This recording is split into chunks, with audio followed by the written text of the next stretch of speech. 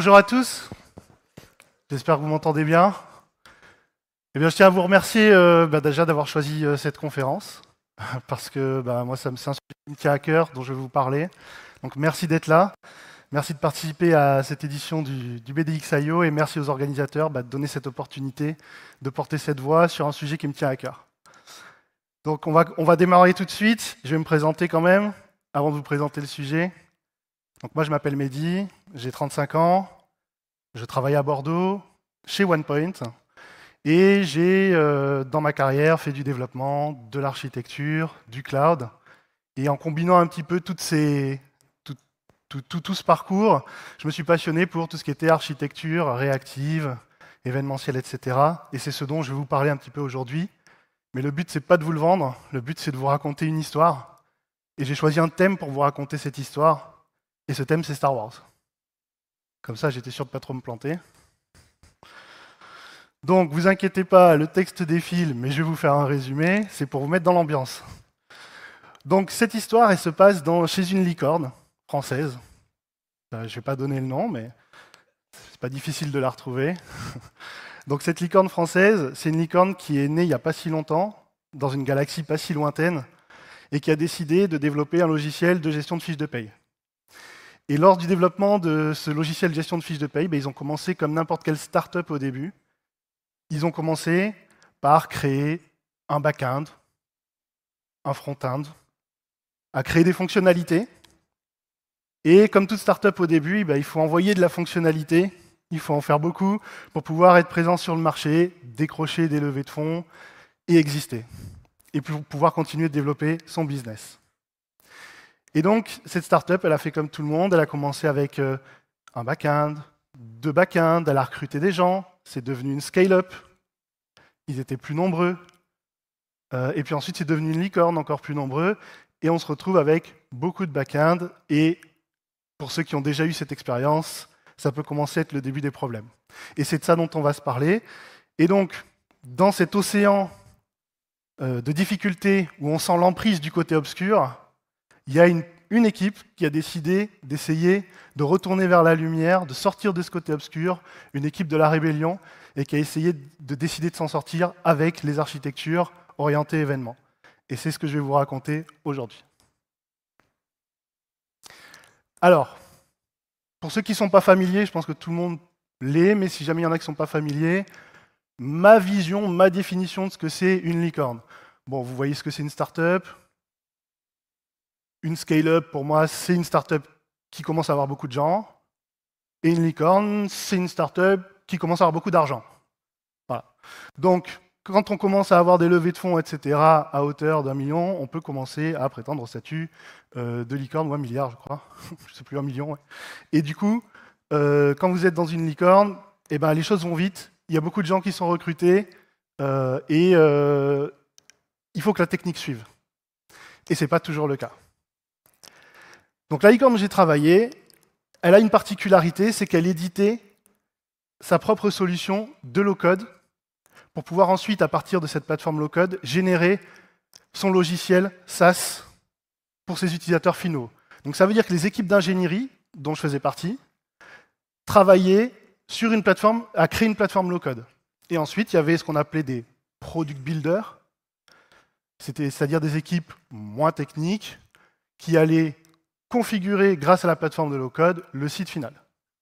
C'est important que vous compreniez ce contexte-là, je vous plante le décor pour qu'on puisse bien comprendre ensuite les enjeux qui ont été les nôtres. Et c'est une entreprise qui est née dans le cloud, notamment avec le cloud d'AWS.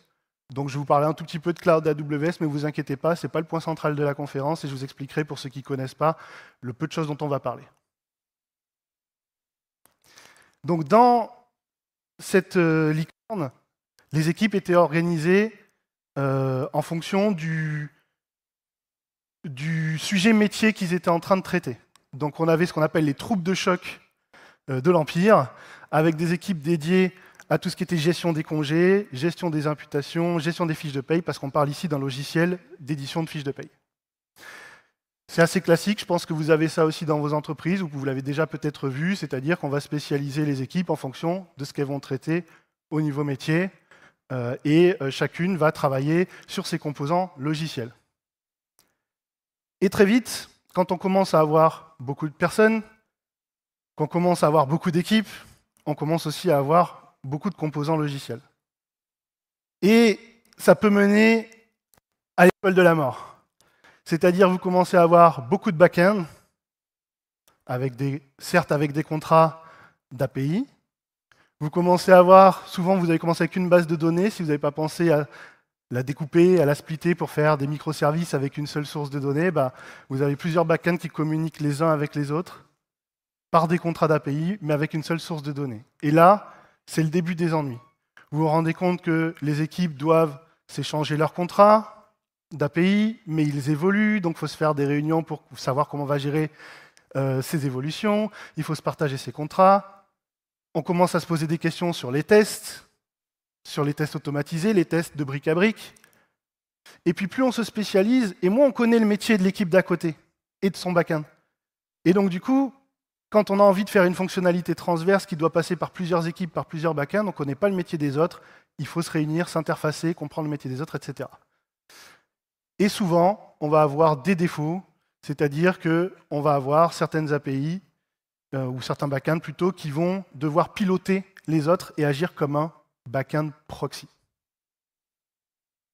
Et on va créer finalement cette espèce de monolithe distribué avec une architecture où on va avoir de l'orchestration, c'est-à-dire que, pour ceux qui connaissent le patron de conception Saga, vous avez la chorégraphie, l'orchestration.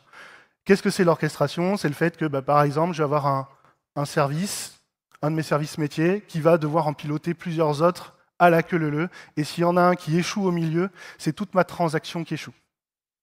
Donc, je pense que vous êtes plus ou moins tous déjà confrontés ou avez touché du doigt ce genre de problématique, et j'espère que ça vous parle. Donc à ce stade-là, en général, que ce soit dans une licorne, mais aussi dans n'importe quelle entreprise, on se pose la question de est-ce que ce ne serait pas mieux d'avoir des microservices? Est-ce que ce ne serait pas mieux de découper tout ça avec chacun sa source de données et de les spécialiser un peu plus et de les faire communiquer, pourquoi pas, au début avec des contrats d'API bien cadrés, bien qualifiés, qui respectent la norme OAS, etc. Généralement, il y a cette première étape, on fait ça, on va installer potentiellement ce qu'on appelle un API Gateway, donc un composant de système d'information qui va permettre de centraliser toutes les documentations et tous les contrats des API, et qui va permettre à l'entreprise d'avoir un point unique de connexion pour pouvoir ensuite aller déclencher des services métiers qui appartiennent à d'autres équipes. Ça va être l'étape numéro 1. Je pense que celle-là, vous la connaissez. L'étape numéro 2, la question qu'on se pose souvent, et qu'on m'a posée aussi souvent, c'est, je me rends compte qu'une fois que j'ai ces microservices, j'ai ces contrats, dès que j'ai une fonctionnalité transverse qui va passer par plusieurs microservices, c'est compliqué. Mes équipes doivent se parler, doivent se réunir, doivent faire du brainstorming. Parfois, il y a au niveau du code des merges qui peuvent être douloureux, des codes base où il faut se mettre en commun, et ça devient compliqué. Et donc, c'est là qu'on me pose la question souvent de l'événementiel. Et c'est exactement la question qu'on s'est posée avec mon équipe, c'est est-ce qu'au lieu de communiquer directement par des appels HTTP qui peuvent échouer, qui sont ce qu'on appelle du two-phase commit protocol, donc c'est-à-dire une requête et une réponse, mettre en place du retry, c'est-à-dire réessayer quand ça ne fonctionne pas, est-ce qu'on ne peut pas mettre à la place des systèmes événementiels pour faire communiquer nos briques logicielles par des événements? Pourquoi pas? Eh bien, c'est la mission qu'on s'est donnée avec l'équipe avec laquelle j'ai eu l'honneur de travailler. Donc, on avait un super engineering manager qui est présent dans cette salle, mais qui ne ressemble pas à ça. On avait un staff, c'était moi, je ne ressemble pas non plus à ça, enfin j'espère. Et on avait une hétérogénéité, si vous voulez, des expériences des développeurs dans l'équipe. On avait un senior, on avait un confirm, on avait un junior. Et ce qu'on s'est dit, c'est qu'on va se lancer dans cette aventure de l'événementiel. Alors, étant donné qu'on est dans une entreprise qui est née sur le cloud d'AWS, on a utilisé plutôt des briques fournies par le clouder, plutôt que mettre en place du Kafka, etc. Et qu'est-ce qu'on a utilisé comme briques? Vous inquiétez pas, je ne vais pas vous saouler avec AWS, je vais juste expliquer pour ceux qui ne connaissent pas les services qu'on a utilisés. Le premier, c'est SNS, c'est le service de notification d'AWS qui permet de gérer ce qu'on appelle des topics. Donc ça vous permet de faire des événements en one-to-many, c'est-à-dire vous écrivez dans un topic, et tous ceux qui s'intéressent vont se souscrire à ce topic pour récupérer les messages qui sont publiés dedans. C'est le principe, ce qu'on appelle le pub-sub ou le fire and forget, pour ceux qui ont l'habitude de ces termes-là. Et c'est tout simplement le vieux principe du flux RSS. Quelqu'un écrit un article, écrit des articles, vous vous abonnez, vous recevez à chaque fois qu'il écrit un article. SQS, c'est juste un gestionnaire de fil de messages, donc une queue, qui va permettre en fait d'agir comme un buffer. C'est-à-dire que quand vous avez un producteur qui va produire des messages à son rythme et un consommateur qui va devoir le consommer à son rythme, parfois les rythmes ne sont pas calés, et cette queue elle va permettre d'accumuler les messages pour bufferiser et permettre au consommateur de le consommer à son rythme. Voilà, c'est pour faire des architectures plus résilientes et plus découplées. La Lambda, c'est le service de AWS Serverless qui permet d'exécuter des fonctions, donc du code, n'importe quelle fonction de code que vous voulez, en mode serverless. C'est-à-dire, ça ne veut pas dire qu'il n'y a pas de serveur, il y en a un quelque part, mais vous ne vous en occupez pas. C'est géré pour vous, la partie runtime. S3, c'est le service de stockage de fichiers d'AWS. On l'a utilisé aussi pour stocker nos fichiers. Je ne vous en dis pas plus là, ce n'est pas l'objet de cette conf. EventBridge, c'est le service de bus d'événements d'AWS qui est sorti au moment où on a commencé un petit peu notre architecture, donc vous verrez qu'on a dû remanier, on s'est posé des questions à ce moment-là.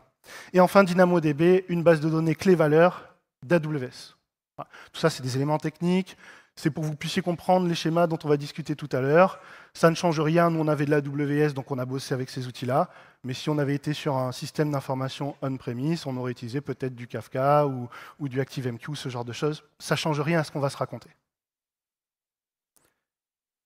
Donc, notre équipe, rappelez-vous, je vous ai expliqué, nos ingénieurs, ils éditent une plateforme low-code qui ensuite permet de générer le site final. Donc, dans cette plateforme low-code, il fallait qu'on reproduise un petit peu le fonctionnement de ce qu'on appelle un version control system, c'est-à-dire un système de gestion des versions. Donc, il fallait qu'on permette de créer des versions de ce fameux low-code, de cette plateforme, enfin du code qu'elle produisait, pardon, et qu'on puisse les faire vivre, donc les versionner, les déployer, les promouvoir dans des environnements. Très simple, hein, je ne vais pas vous faire l'affront de vous dire que c'est du DevOps version low-code, mais voilà, c'est le fait de reproduire ces mécanismes pour versionner le low-code. Et donc cette équipe, au début, elle avait un composant qui faisait ça, qui est là, qui est le versionning service, et ce composant, il ne pouvait pas travailler tout seul. C'est-à-dire qu'à partir du moment où il avait créé une version de ce code, il fallait qu'il la transmette à un autre composant d'une autre équipe, l'équipe des Chevaliers de Rennes que vous voyez ici, pour qu'elle fasse des traitements sur ce code. Et cette équipe, quand on l'appelait, il fallait aussi aller mettre à jour leur Redis, qui est le système de cache pour stocker les valeurs et avoir une meilleure performance. Et une fois qu'on avait terminé ça, il fallait aussi appeler l'équipe de Dark Vador, qui avait aussi son backend pour faire des traitements. Et puis l'équipe de Darkmol. Et voyez, mon versionning service ici, qui était censé porter son propre métier, qui est juste faire une version, il se retrouvait à piloter tous les services des autres équipes qui n'étaient même pas la nôtre. Et là commencent les ennuis.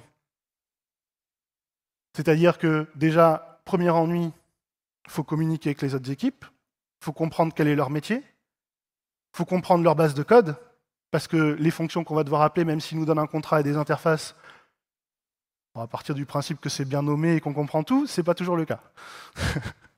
Donc, il faut qu'on comprenne ce qu'ils font. Et là, on se retrouve dans quelque chose qui n'est pas normal. C'est-à-dire qu'on a décidé, au niveau de l'organisation de l'entreprise, que chacun se concentre sur son métier, son service et ses composants, et on passe la moitié de notre temps à essayer de comprendre les composants des autres équipes à côté et à regarder dans leur code. Petite odeur d'organisation, si je peux dire. Et donc, du coup, comment on va pouvoir résoudre ça? Comment on va pouvoir faire ce que j'appelle une architecture réactive? C'est-à-dire que moi, je fais mon boulot, j'émets un événement qui dit « ça y est, j'ai fait mon boulot », et les autres, vous vous démerdez. C'est-à-dire que ce n'est pas à moi d'aller mettre à jour leur Redis. Ce n'est pas à moi d'aller appeler l'enchaînement de leurs 3 fonctions métiers de l'équipe Dark Vador qui va faire son boulot. Ce n'est pas à moi, composant de versionning, d'appeler la brique Engine, en plus j'y comprends rien, c'est du Go. Ce n'est pas à moi de l'appeler pour pouvoir choisir qu'est-ce que je dois appeler et dans quel ordre pour que ça fonctionne. Donc comment on va faire ça? Eh bien, on a regardé, alors franchement, on n'a rien inventé. Hein. On s'est documenté, on a bossé, on a regardé, et on a vu ce fameux pattern qui s'appelle le pattern fan-out. Donc notre premier plan, c'est de faire ce qu'on appelle du fan-out d'événements. Qu'est-ce que c'est du fan-out d'événements? Fan-out, ventilation, c'est le fait de ventiler des événements. Donc ça veut dire écrire des événements dans un topic, qui est représenté ici par la brique SNS, qui est la première que vous voyez. Donc c'est la brique AWS, du cloud AWS, qui permet de stocker, de recueillir des événements.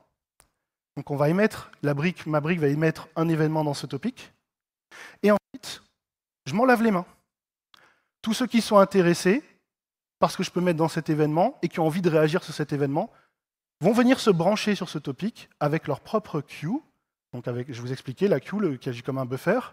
Ils vont venir se brancher avec leur propre queue SQS d'AWS sur ce topic, et chaque fois que je vais envoyer un message dans le topic, comme ils seront abonnés, ils vont le recevoir dans leur queue, et ils vont pouvoir le consommer. Et derrière, ils vont dire « Ah, j'ai reçu un message de la brique versionning qui dit « Nouvelle version, ancienne version 3.1, nouvelle version 3.2. » Ah, il y a une nouvelle version, donc moi, je vais réagir là-dessus, et je vais déclencher mon traitement qui permet d'alimenter mon Redis. Le deuxième, il va dire « Ah, il y a une nouvelle version, bon, il faut que je génère un nouveau contrat d'API. » Et le troisième, il va dire « Ah tiens, une nouvelle version, je vais recompiler l'engine pour pouvoir vérifier qu'il n'y a aucun impact, par exemple. » Et on a un système qui est réactif. Et là, on s'est dit « On est trop fort. C'est trop génial, ça marche trop bien, on va l'expliquer ça à tout le monde. » C'était que le début des ennuis, je vous rassure. Donc là, on se dit « C'est très bien, on a des événements, donc on va voir dans la console AWS CloudWatch pour voir si nos événements passent bien, etc. » Là, on ne voit rien. Ils sont où, nos événements? Alors on voit juste un nombre qui nous dit qu'il y a eu tant d'événements qui sont passés. On était aveugle. On a dit on ne va pas envoyer ça en production, on est aveugle, on ne sait pas si nos événements sont passés, on ne sait pas ce qu'il y a dedans, etc. Donc là, première problématique, on est aveugle. Deuxième problématique, on s'est dit mais attendez, là on a juste géré la création d'une version. Demain on va avoir la promotion, on va avoir le rollback, le restore, on va avoir le branching, on va avoir plein de choses, plein de features. Je ne vais pas créer 100 topics, 200 queues, parce qu'à chaque fois que vous créez une queue, il faut aussi créer ce qu'on appelle une dead letter queue pour recueillir les messages qui ne sont pas passés, pouvoir éventuellement faire du retry. Donc je ne vais pas créer 200 queues. Et puis alors quand j'ai expliqué ça aux équipes de SRE, j'ai dû sortir mon parapluie pour ne pas me manger les tomates. Donc c'était une architecture qui nous semblait, on a dit on peut commencer comme ça pour les premières features, mais on savait que dans le temps, ce n'était pas scalable à vie. Donc on s'est dit, on va regarder ce nouveau service, EventBridge, d'AWS. Enfin, ce n'était pas si nouveau que ça avait 1 an, mais ce n'était pas encore super connu. Et ce nouveau service, il propose un bus qui va gérer pour nous, justement, nous faciliter l'administration de la création de ces topics et de ces queues, et qui en plus propose des options de filtrage pour orienter les messages dans la bonne queue, etc. Donc on pouvait avoir potentiellement moins de topics, plus les spécialisés métiers, et gérer tout ça. Ça restait quand même une assez grosse usine à gaz. Mais c'était gérable. On avait un endroit centralisé pour administrer tous ces topics et toutes ces queues. Et là, on s'est dit, mais OK, on a plein de messages qui partent par plein de briques. Comment on va savoir où est-ce qu'on en est dans notre traitement qui passe par toutes ces briques? Ce qu'on a appelé un petit peu l'observabilité des traces. Comment on va gérer notre tracing de tous nos messages, savoir lesquels sont bloqués, lesquels sont tombés dans une dead letter queue, à quel moment, dans laquelle. Et encore une fois, on n'avait pas résolu notre problème d'être aveugle. Et on s'est rendu compte qu'on avait un besoin qui était en fait un besoin de gérer ce qu'on appelle des transactions distribuées. Et là, c'est le début des vrais ennuis. C'est-à-dire qu'on s'est rendu compte que finalement, ici, ce n'est pas une succession d'envois de messages dans des API, dans des backends qui ne nous appartiennent pas tout simples. C'est que nous, notre version, on considère qu'elle est terminée quand tout le monde a fait son boulot. Donc finalement, je m'en lave les mains, j'envoie un événement et moi j'ai terminé mon boulot, ok. Mais je dois savoir quand les autres ont terminé le leur pour pouvoir dire ça y est, j'ai une version qui est exploitable. Et on a l'apparition, on s'est dit donc ok, microservice, très bien. Ok, événementiel pour les communications, très bien. Et là, on a une fonctionnalité transverse qui passe par plusieurs microservices et on se dit oh là là, transaction distribuée, comment on va gérer ça? Comment on va savoir le début, comment on va savoir la fin? Et quand on commence à coder l'époque, on se dit ah mais on a des événements, des fois ils arrivent par paquet des queues. Il y a ce qu'on appelle le short polling et le long polling. Des fois, on va recevoir plusieurs messages d'un coup. Donc si on gère ça comme des malpropres, c'est-à-dire qu'on fait un appel HTTP à chaque fois pour poller, on va passer notre vie à poller, ça c'est pas bien, donc on va devoir gérer ça avec des observables. Programmation réactive. Et là, les juniors, ils étaient au fond des toilettes en train de vomir. Parce que programmation réactive pour un junior, c'est pas facile. Vraiment, et je le dis sans critique aucune, on a tous été juniors. C'est pas facile pour un junior la programmation réactive. Pensez à le cas où c'est passant, le cas où c'est pas passant, le cas où je vais recevoir plusieurs messages, le cas où je vais en recevoir qu'un. C'est vraiment pas facile. Donc, il y avait cette problématique-là. Autre problématique, la consistance de la donnée. Pendant tout le temps où mon message il transmet des données, le moins possible, on transmet des ID, par exemple, de choses qui peuvent se trouver dans le bucket S3 ici, ou des ID qui peuvent se trouver dans la base de l'autre. Tout le temps où la donnée va transiter dans des messages, bah, elle a peut-être changé dans sa source. Donc j'ai peut-être une donnée transiente qui n'est plus une source de vérité. Et donc, je suis sur une donnée qui est éventuellement consistante, qui n'est plus fortement consistante. Et ça, pareil, pour un développeur junior, devoir gérer des données qui sont éventuellement consistantes, devoir penser sa conception avec des données qui sont transientes, c'est compliqué. Et donc là, on a commencé à développer ça, et je me suis senti très vite tout seul. Parce que les autres membres de mon équipe, ils m'ont pas suivi sur le truc. Ils étaient là, c'était un peu dur, c'était nouveau, il fallait faire du Terraform pour la WS, ils en avaient jamais fait, programmation réactive, une nouvelle brique logicielle, on a utilisé du Nest, on était en TypeScript, c'était nouveau, trop de nouveautés, je les ai perdus. Donc là, je vais vous dire quelque chose tout de suite, j'ai fait une erreur. J'ai voulu monter, pas une usine à gaz, mais quelque chose de compliqué, avec des gens qui n'avaient pas forcément encore les compétences pour le faire. Et ça, c'est la première leçon que j'ai apprise de cette expérience. C'est que aller sur la Lune sans combinaison de cosmonautes, c'est chaud. C'est très chaud. Et donc, du coup, on se retrouvait avec des morceaux de code. Alors là, je l'ai mis en Java, parce que je ne veux pas me faire trop d'ennemis. Et du coup, on avait ce genre de choses, des observables, etc., où on devait consommer des streams, on devait boucler sur les messages, etc. Et là, pareil, le développeur junior qui vient à peine d'apprendre, si je prends Java, à injecter un bin Spring en auto-wired, mais qui ne sait pas trop pourquoi il le fait, quand on commence à lui coller un observable dans les pattes, soit il démissionne, soit il vomit. Et donc, c'était compliqué d'apprendre tout ça en si peu de temps avec avec de la juniorité dans l'équipe. Deuxième erreur que j'ai faite, bah moi j'ai chiffré ça comme un projet traditionnel, alors que c'était nouveau, et j'ai dit ouais, dans 6 mois on a fini. Ça c'était il y a 1 an et demi ou 2 ans, ils viennent de finir. Donc voilà, grosse erreur, dédicace à mon engineering manager qui est dans la salle, qui a dû essuyer ses plâtres. Donc pareil, on a l'habitude de coder d'une certaine façon, et on ne se rend pas compte de la charge de travail que ça va générer tout ça. Vous devez produire vos Terraform pour monter votre infrastructure. Vous devez gérer tous les droits AWS. Ça, je vous assure que c'est vraiment très difficile. Créer tous les rôles, les droits pour que les composants communiquent entre eux, etc. J'arrive dans une scale-up qui était une startup il n'y a pas si longtemps, qui n'a pas toutes les meilleures pratiques du clean code, on ne va pas se mentir. Et il faut insuffler là-dedans de la pratique de code, en tout cas ce qu'on appelle les bonnes pratiques, bon, j'aime pas trop ce terme, mais voilà, des architectures qui correspondent aux besoins, pas drivées par la hype, des technologies qui vont répondre aux besoins, pas drivées par la hype. Et du coup, c'est difficile. Donc ça, c'était vraiment les premières difficultés. Mais quand je vous dis dans le titre qu'on n'avait pas idée dans quoi on avait mis le doigt, c'est que là, on commençait à voir le côté obscur poindre, mais on était très loin de s'imaginer qu'on allait le toucher du doigt. Parce que là, c'est rien encore. Donc rappelez-vous, on a notre architecture où on envoie des messages dans des topics et des queues, tout le monde qui s'abonne, etc. Jusque-là, très bien.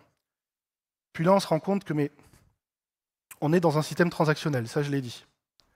Mais à chaque étape de ce système transactionnel, potentiellement, je dis bien potentiellement, il faut prévoir une transaction de rollback. Qu'est-ce qui se passe? Donc une transaction de compensation en français, pardon. Donc qu'est-ce qui se passe si, ok, mon premier service boss, il émet son message? Très bien. Le deuxième service boss, il émet son message pour le prochain, très bien. Le troisième service, et il n'est pas disponible, ou il plante, ou il y a une erreur. Ah, mais moi j'ai commencé à modifier des données dans la source de données de mon service A, de mon versioning service. J'ai commencé à modifier des données dans mon interpréteur service. Donc je vais devoir potentiellement faire une transaction de compensation. Et donc je vais devoir créer non seulement un événement pour le succès, pour le cas nominal, mais un événement pour l'échec. Et donc là, on s'est dit avec l'équipe, oula, mais il y a plein de cas qu'on n'a pas vus, il va falloir qu'on se fasse une conception. Et on s'est dit, mais comment on fait pour concevoir un système événementiel? Donc on cherche sur Internet, des stratégiques, tout ça, etc. Event sourcing.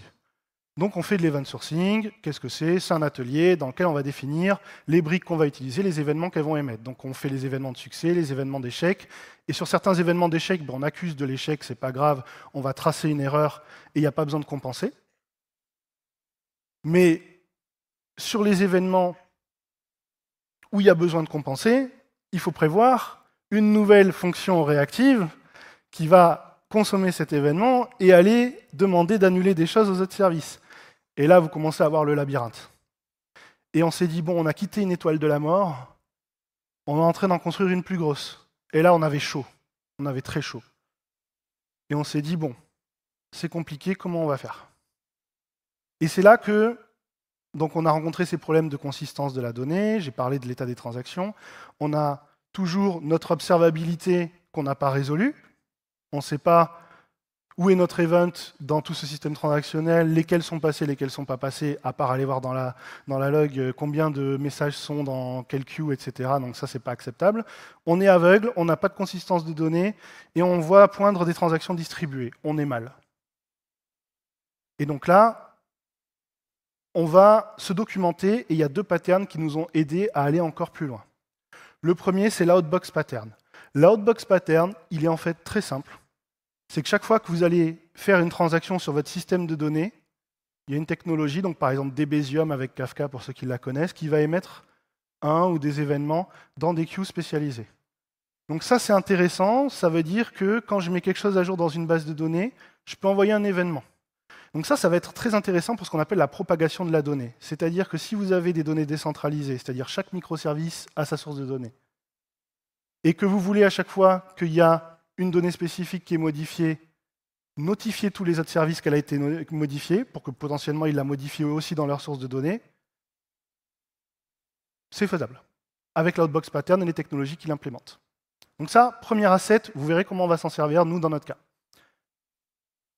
Donc là, c'est un exemple avec la technologie Debezium, c'est-à-dire vous avez dans votre base de données une transaction qui arrive, et Debezium va la détecter parce qu'il est branché sur le système transactionnel de la base de données et va envoyer via Kafka, dans les topics spécifiques, des événements.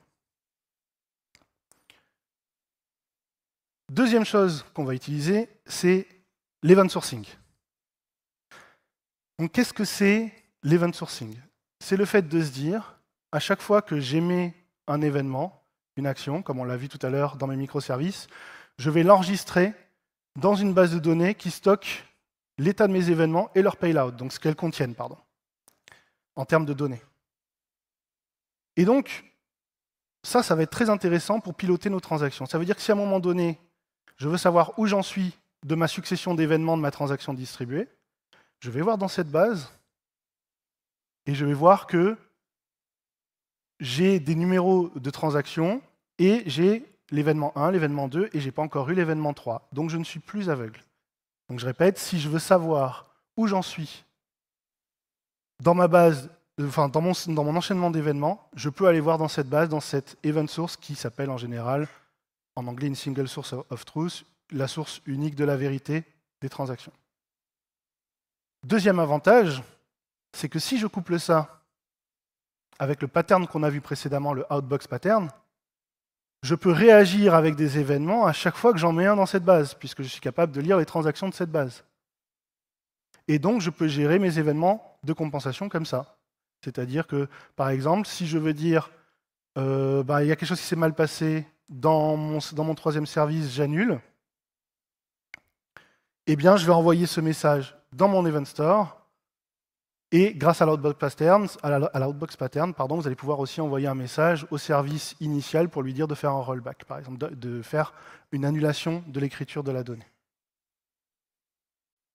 Donc, ces deux patterns, ces deux patterns cumulés, on va pouvoir créer une architecture qui ressemble à ça. Donc, je vous la décris rapidement. Je vous rappelle les services AWS pour qu'on parle bien tous le même langage. À la base, j'ai mon API, mon backend de versionning avec une API. Il va aller écrire des ordres de transactions. Donc rappelez-vous, la transaction, c'est je veux enchaîner plusieurs services métiers. Il va écrire des ordres de transactions dans l'Event Store. L'Event Store, en l'occurrence ici, c'est une base DynamoDB d'AWS, a un streamer déjà, donc un gestionnaire de streaming qui est déjà prévu dans cette technologie qui permet de faire de l'outbox pattern. Donc vous pouvez activer une option dans DynamoDB qui dit chaque fois que quelqu'un écrit une ligne dans DynamoDB, ça génère un événement dans un stream. Trop cool. Ça me fait mon outbox pattern tout seul. Et donc du coup, je vais aller lire à chaque fois ce stream avec une lambda. Je vous rappelle, une lambda, c'est une fonction dans AWS serverless. Donc vous écrivez votre fonction, votre code, et il va l'exécuter à chaque fois qu'il y en a besoin. Le à chaque fois qu'il y en a besoin ici, c'est chaque fois que j'ai un événement dans mon stream. Une fois que j'ai reçu un événement, je vais le transmettre à un topic métier qui est concerné. Le topic métier, il va avoir des abonnements par plusieurs queues et par plusieurs services. Et là, j'ai fait ce qu'on appelle une architecture réactive et qui peut gérer les transactions de compensation et avec une base de données qui m'offre la possibilité de visualiser où en sont mes transactions, quels événements sont passés, sont en succès, quelles données ont transité par ces événements. Je ne suis plus aveugle, j'ai de quoi gérer ma compensation et j'ai de quoi gérer des transactions avec plusieurs services qui vont être contactés. Donc là, on s'est dit, waouh, trop fort. Enfin, on voit la lumière. Et non. Et non, c'était aussi que le début des problèmes. Parce que ça, à développer, avec des juniors, compliqué. La notion d'outbox pattern, la notion d'event store, la notion de transaction distribuée, la donnée qui n'est pas dans un état toujours fortement consistant, toujours ce problème de gérer la synchronicité, cette architecture à appréhender, très difficile avec une équipe avec des compétences qui peuvent être hétérogènes. En tout cas, pas des compétences, mais de l'expérience qui peut être hétérogène. Et en plus de ça, une nouvelle difficulté qui arrive, et pas des moindres, c'est que notre source de données unique là, actuellement, c'est l'Event Store. C'est là-dedans qu'on a toutes les données que chaque événement a apportées. Donc quand on veut constituer un objet métier qui est transverse à plusieurs services, on va appliquer ce qu'on appelle un patron de conception aggregate. On va faire un agrégat. On va devoir agréger plein de données qui ont été issues de plein de services dans plein d'événements dans mon Event Store. Mais là, c'est la galère. Parce qu'imaginez, vous faites un système bancaire avec des débits et des crédits, et au bout d'un an, vous en avez des millions. Faire une requête qui va chercher des millions de fragments de données pour les assembler ensemble dans un objet, eh ben, c'est pas super performant. Et puis là, c'était vraiment le début des ennuis, parce que nous, ce qu'on avait besoin, c'est de reconstituer une version complète avec toutes les données qui avaient été émises de tous les événements. C'est-à-dire les données que nous, on avait créées dans notre brique versionning, mais aussi l'adresse du contrat de l'API et la version de l'engine qui est utilisée pour compiler le low-code, et tout ça dans un objet global. Et donc, quand on voulait requêter, eh ben, on avait des requêtes qui étaient très lentes. Et ça, c'est que le début des ennuis. Quand on voulait updater, faire une mise à jour, il fallait retrouver la transaction d'origine, il fallait retrouver l'événement d'origine, et on s'est dit, mais non, c'est pas la bonne façon de faire. Dans un Event Store, on n'édite pas. Il y a aussi une notion d'historisation. Donc, on a rajouté des lignes. Ça veut dire que quand vous faites une requête, vous devez aussi tenir compte, pour chaque donnée, de la date la plus récente. Et donc là, on s'est dit, non, c'est pas possible. On ne peut pas faire comme ça. Donc, on a cherché sur Internet, il n'y avait pas encore de ChatGPT. Et du coup, on a demandé à Google, et Google nous dit, mais c'est super simple. Il suffit de faire du CQRS et de mettre des tables d'agrégats. Alors, des vues matérialisées si on est en SQL. Là, on n'est pas en SQL, on est sur une table DynamoDB qui est du clé-valeur. Mais on a la possibilité de créer des nouvelles tables dans lesquelles on va recopier les données de la précédente à chaque fois. Ça veut dire quoi? Ça veut dire que pour chaque objet métier, il va falloir mettre des agrégats. Donc ça, c'est ce à quoi peut ressembler l'intérieur d'un Event Store. Voilà, vous avez à chaque fois un événement qui appartient à une transaction, qui va apporter une partie de la vérité avec des données.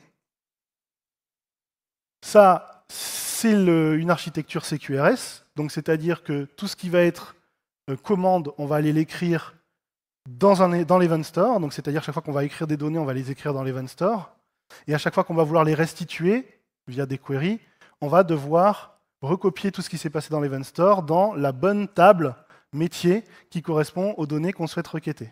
Donc par une vue matérialisée, par exemple, vous pouvez faire une pré-requête qui va aller chercher juste les événements qui vous intéressent pour constituer une table d'objets métiers. Et ensuite, quand vous allez requêter plutôt cette table. Mais du coup, vous êtes encore dans une situation où vous avez de la donnée éventuellement consistante, parce qu'au moment où vous la requêtez, peut-être qu'elle est en train d'être updatée dans l'Event Store. Donc il faut que les développeurs puissent jongler avec ça. Finalement, on va avoir ça comme architecture, c'est-à-dire qu'on va continuer d'utiliser notre fameux outbox pattern pour qu'à chaque fois qu'il se passe quelque chose dans le stream, on aille chercher cet événement et on aille alimenter ces fameuses tables de données matérialisées, des tables d'agrégat. Mais alors à ce moment-là, vous avez vu ce qu'on doit monter? Ça veut dire qu'on doit mettre des fonctions lambda à chaque fois par cœur de métier pour aller chercher les bons événements dans le stream, pour aller alimenter des tables. Et imaginez si je commence à avoir 100 objets métiers, je vais avoir 100 tables matérialisées. Ça en Terraform, en plus, c'est super long à faire. Donc le temps de développement super allongé. Et finalement, on voit qu'on a une architecture qui est longue à faire et qui est difficile à appréhender pour un public qui va être junior. Donc en conclusion, et avant de prendre vos questions, ce que je peux vous dire, c'est que le fan-out mène à la saga mène à l'event sourcing, et CQRS, et l'event sourcing et CQRS mènent au côté obscur de la force. Je vous ai présenté tous les avantages d'avoir ce genre d'architecture, plus de réactivité, la possibilité d'avoir des objets métiers spécialisés, la possibilité de faire des transactions distribuées et de gérer ça dans un écosystème de microservices avec tout ce que peuvent apporter les microservices en termes de scalabilité. Mais tout ça a un prix. Et nous, on l'a payé très cher, ce prix. Si c'était à refaire, je le referais, parce que c'était cool. Parce qu'aussi, j'ai eu un coup de fil il n'y a pas longtemps de mon ancien manager qui m'a dit que les résultats en production étaient incroyables. Voilà. Mais assurez-vous que vous avez besoin de ces résultats avant de vous lancer là-dedans. C'est ça mon message aujourd'hui. Parce que c'est une épopée. C'est une aventure, c'est dur, c'est compliqué, il y a beaucoup de concepts, il faut de la seniorité.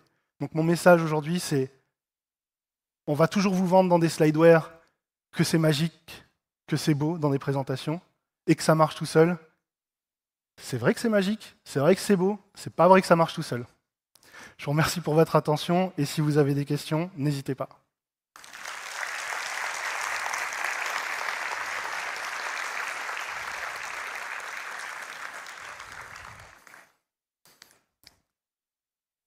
Pas de souci. On va vous faire passer les micros. Alors, j'ai un peu débordé, donc il va rester 5 minutes de questions. Donc, n'hésitez pas à prendre la parole, à poser vos questions. J'y répondrai avec la plus grande transparence possible.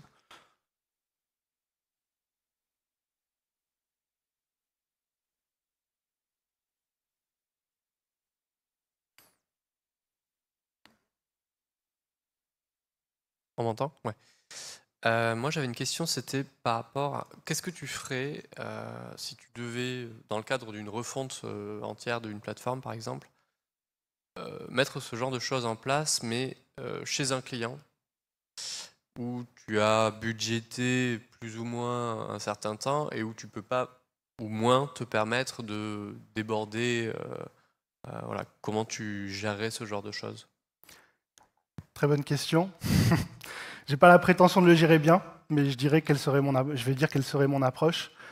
La première chose, au vu de l'expérience que je vous ai présentée, c'est que j'irai voir les décideurs et je leur ferai un tout petit peu peur. Pour être sûr qu'ils veulent y aller et qu'ils savent pourquoi ils y vont. Ensuite, je creuserai le besoin pour vérifier, parce que c'est le boulot d'architecte de vérifier que ça colle aux besoins. Et si vraiment c'est légitime et qu'il faut y aller, là, je vais expliquer que ça nécessite des compétences. Je vais lister les compétences comme celles que je vous ai montrées ici, qu'elles soient technologiques, que ce soit en termes de savoir-faire et donc de profil à recruter. Et je vais expliquer que moi, je veux bien y aller, je veux bien faire un chiffrage, mais ce chiffrage va dépendre, puisque vous disiez qu'il faut respecter la deadline, mais ce chiffrage, il va dépendre des forces qu'on me prête. Moi, si on m'envoie sur un projet comme ça, j'ai rien contre les alternants et les stagiaires, je l'ai été très longtemps. Si on m'envoie sur un projet comme ça, avec que des alternants et des stagiaires, avec une deadline pas possible, je pense que je claque madame.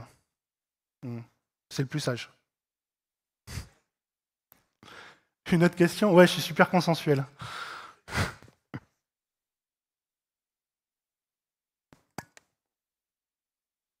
Bonjour, Bonjour. et merci pour la présentation déjà. J'ai deux questions. C'est quelles sont les bonnes raisons pour faire de l'event sourcing et quelles sont les mauvaises raisons pour faire de l'event sourcing? Excellente question. Là, ce que je vous ai présenté, c'est que on naviguait à vue, on a avancé, on a appris, et on s'est fait happer, on s'est fait manger le bras. On a juste voulu faire du fan-out à la base, on voulait faire les kékés, on a voulu faire du fan-out, on s'est fait aspirer tout le bras. Donc maintenant, ce qu'on en retire, c'est dans quel cas vaut mieux en faire. Il y a des use cases métiers très spécifiques, il y a des cas métiers très spécifiques. Par exemple, dans les banques, pour tout ce qui est crédit, débit et requête temporelle, un event store, c'est super. Parce que, comme je vous l'ai expliqué, vous avez la possibilité de requêter sur des données dans l'event store qui sont avec des dates. Qui sont datées. Donc vous avez aussi les bases time series, etc. Et vous pouvez l'utiliser comme en guise d'event store. Mais là, ça va être par exemple un bon cas d'école. Les cas où vous allez avoir, le cas que je prends souvent, parce que je pense qu'un exemple vaut mieux que toute explication, ça va être Uber. La course Uber, c'est un ensemble de processus synchrones et asynchrones qui s'enchaînent et où c'est intéressant d'avoir un event store pour gérer de la compensation, pour gérer des annulations, etc. Dans quel cas il ne faut pas le faire? J'ai envie de dire tout le temps quand on n'est pas dans la situation de devoir créer Uber demain. C'est-à-dire que, franchement, on l'a fait, mais si vous pouvez évitez. Ça allonge les temps de développement. Qu'est-ce que ça va vous apporter? Ça va vous apporter juste la capacité de gérer des transactions distribuées dans un écosystème microservice. Donc, dès que vous pouvez vous en passer, passez-vous-en parce que c'est hyper chronophage et c'est difficile. Et le besoin, j'ai envie de dire, c'est Martin Fowler qui disait le bon pattern est émergent. J'ai envie de vous dire que le besoin, vous allez le ressentir à un moment donné, comme nous on l'a ressenti, vous allez le mettre en place à ce moment-là, et vous allez prier pour arriver jusqu'au bout. Donc je pense que c'est la fin des questions, time is up. Vous inquiétez pas, à la sortie, je vais rester devant l'entrée. S'il y en a qui veulent me poser des questions en face-to-face, ce sera avec grand plaisir. Je vous remercie pour votre attention. Je sais que c'est un sujet complexe. J'espère avoir réussi à le vulgariser. Et n'hésitez pas à me faire vos feedbacks en toute transparence, ça me permet de progresser. Je vous remercie.